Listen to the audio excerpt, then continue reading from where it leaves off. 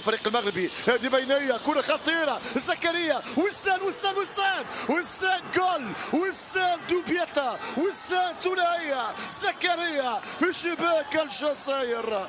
كره سجلها وسان الهداف القادم بقوه في شمال الكره الافريقيه. زكريا وسان بلمسه واحده يدون الكره الثانيه في شبكه الجزائر.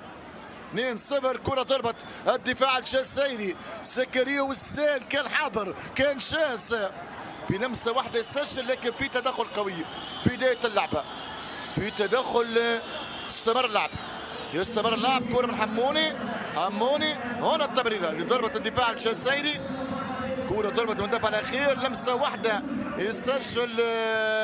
هو الثاني هو كريم ممر الجديد، هو نصيري، هو بصير، هو الشمال.